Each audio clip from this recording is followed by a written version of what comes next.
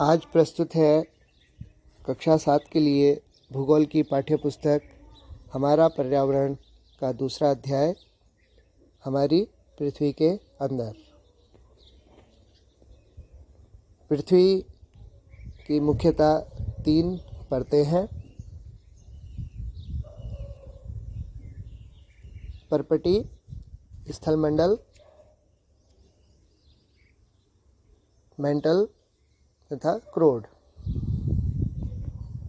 जैसे कि आप चित्र में देख सकते हैं, सबसे ऊपरी परत पर्पटी या स्थल मंडल है। इसको नारंगी रंग से दिखाया गया है। यह सबसे पतली परत होती है। महाद्वीपीय भाग में इसकी मोटाई लगभग 35 किलोमीटर तथा महासागरीय भाग में इसकी मोटाई औसतन 5 किलोमीटर है। यह 2 तत्वों सिलिका तथा एल्यूमिना से बनी है, जिसको साइल कहते हैं, यानी Si सिलिका और Al एल्यूमिना। तो ये 2 मुख्य तत्व हैं जिनसे इसकी रचना हुई है। इसके नीचे का पीला भाग मेंटल कहलाता है।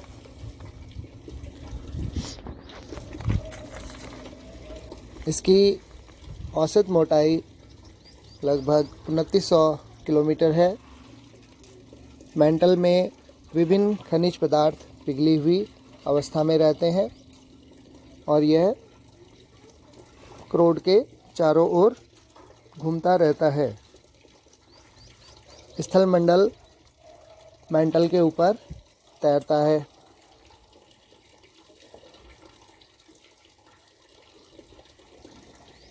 मेंटल के नीचे का लाल भाग क्रोड है। इसकी मोटाई 3500 किलोमीटर है।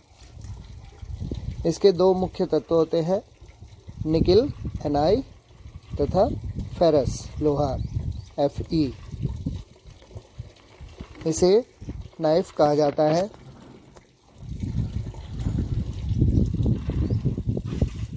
इस चित्र में हम देख सकते हैं कि महाद्वीपीय पर्पटी एवं महासागरीय पर्पटी। तो महाद्वीपीय पर्पटी का ये जो भाग है, इसकी मोटाई अधिक होती है। दूसरी तरफ महासागरीय पर्पटी है, इसकी मोटाई कम होती है। ये महासागर के नीचे रहती है।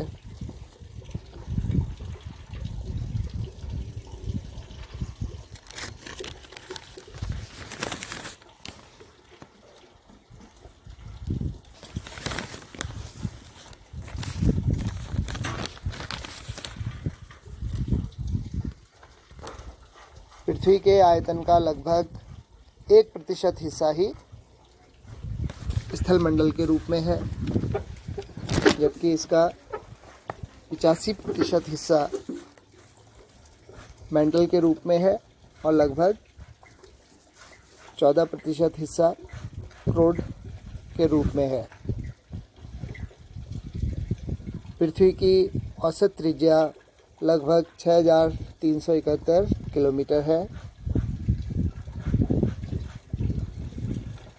पृथ्वी की पर्पटी अनेक प्रकार के शैलों से बनी है। पृथ्वी की पर्पटी बनाने वाले खनिज पदार्थों के प्राकृतिक पिंडों को शैल कहते हैं। पृथ्वी पर मुख्य रूप से 3 प्रकार के शैल पाए जाते हैं, आग्नेय शैल, अवसादी शैल एवं कायांतरित शैल।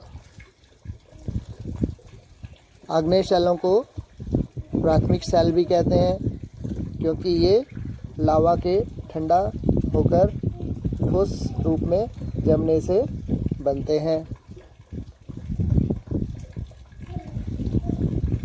ये भी 2 प्रकार के होते हैं, बहिर्भेदी शैल तथा अंतर्भेदी शैल।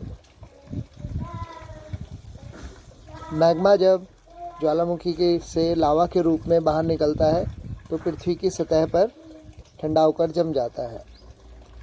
इस प्रकार से बनी शैल को बहिर्भेदी आग्नेय शैल कहते हैं, जैसे बसाल्ट। दक्षिण का पठार इन्हीं बसाल्ट शैलों से बना हुआ है।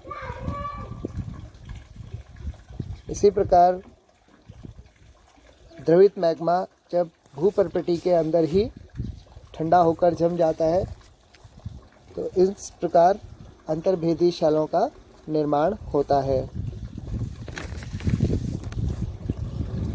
तो वर्षा, धूप, हवा या जैविक क्रियाओं तथा रासायनिक क्रियाओं के द्वारा शैल छोटे छोटे कणों में टूट जाते हैं, जिन्हें अवसाद या तलछट कहते हैं। इन अवसादों के एक जगह से दूसरी जगह एक के ऊपर एक परत जमने से अवसादी शैलों का निर्माण होता है। जैसे बलुआ पत्थर रेत के दानों से बनता है। तो इन शैलों में पौधों, जानवरों एवं अन्य सूक्ष्म जीवाणुओं के अवशेष पाए जाते हैं, जिन्हें जीवाश्म कहते हैं।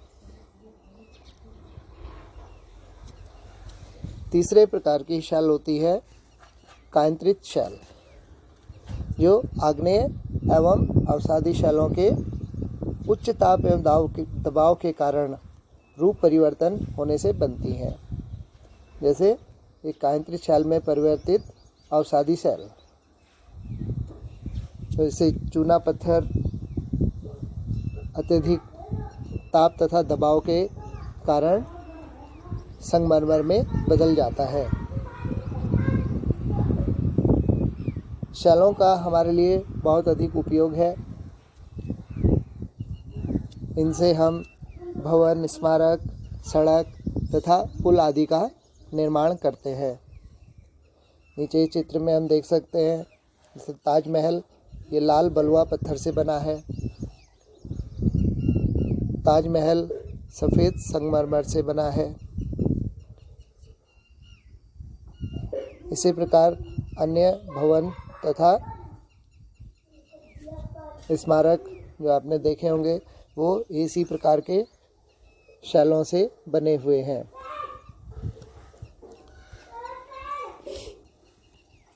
कुछ आंतरिक एवं बाह्य कारणों से शैल एक चक्रीय तरीके से एक शैल से दूसरे शैल में परिवर्तित हो जाते हैं।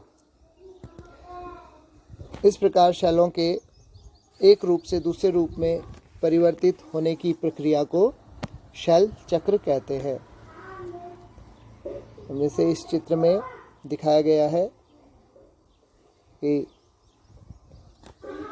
पृथ्वी के अंदर से मैग्मा बाहर सतह पर जमता है तो आग्नेय शैल बनते हैं। आग्नेय शैल टूटकर अवसाद या तलछट के रूप में जमा हो जाते हैं, जिनसे अवसादी शैल बनते हैं। पुनः अवसादी शैल टूटकर फिर से कणों में बिखर जाते हैं और इनका रूप बदल जाता है। तो ये ज़मीन के ज़्यादा नीचे दब जाते हैं तो ये कायंत्रित शैल में परिवर्तित हो जाते हैं।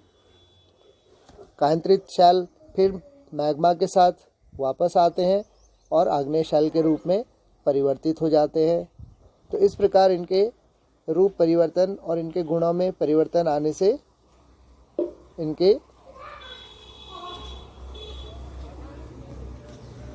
गुण बदल जाते हैं और इनका रूप परिवर्तित हो जाता है, जिसे शैल चक्र कहते हैं। शैल विभिन्न खनिज पदार्थों से बने होते हैं जो प्राकृतिक रूप में पाए जाते हैं। इनका अपना एक निश्चित भौतिक गुणधर्म एवं निश्चित रासायनिक मिश्रण होता है। खनिज मानव के लिए बहुत महत्वपूर्ण है। कुछ का उपयोग ईंधन की तरह होता है, जैसे कोयला, प्राकृतिक गैस एवं पेट्रोलियम। इनका उपयोग उद्योगों, औषधि एवं उर्वरक निर्माण में भी होता है। जैसे लोहा, एल्युमिनियम, सोना और यूरेनियम आदि। तो इस प्रकार हम देखते हैं कि खनिज हमारे लिए कितने महत्वपूर्ण हैं।